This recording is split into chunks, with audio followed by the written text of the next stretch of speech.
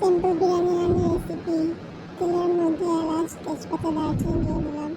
তারপর আগে থেকে পেস্ট করে রাখা মশলাটা দিয়ে দিলাম।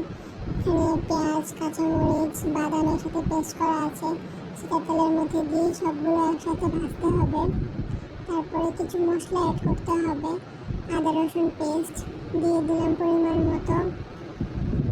তারপরে সবগুলো মিশাতে হবে। তারপরে দিয়ে দিলাম লবণ পরিমাণ মতো, যার যেরকম লাগে সে অনুযায়ী লবণ দিয়ে দিতে হবে। তারপর কিছু আরও শুকনো মশলা অ্যাড করতে হবে, যেমন ধনিয়া গুঁড়া, জিরা গুঁড়া দিয়ে দিলাম। তারপর সবগুলো আবার একসাথে কষাতে হবে, ভালো মতো সবগুলো মিক্স করতে হবে।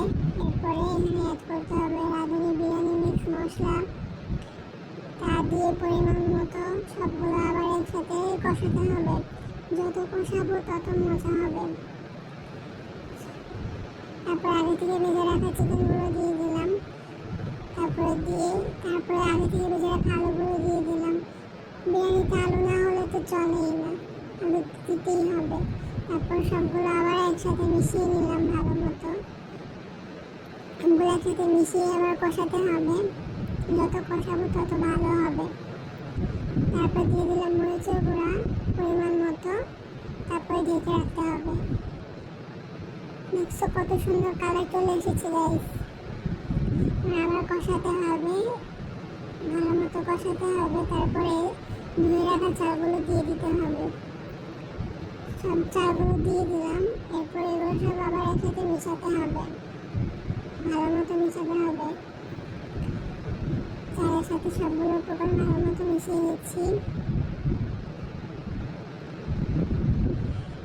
এখানে একটু ভালো মতো মিশিয়ে নিতে হবে আমাদের সময় নিয়ে। তারপর ঢেকে রাখবো আমরা কিছুক্ষণ। এরপর দিয়ে দিলাম গরম পানি। ফুটন্ত গরম পানিটা দিলে ভালো হয়। এরপর আবার সবগুলো মিশিয়ে নিতে হবে। এরপরে আবার ঢেকে রাখবো আমরা কিছুক্ষণ। ঢাকনা দিয়ে ঢেকে রাখলাম।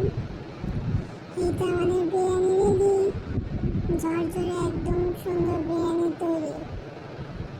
খেতে অনেক মজা হয়েছে। এত সিম্পল এত মজার বিরিয়ানি, অনেক মজা হয়েছে গাইস, অনেক মজা হয়েছে।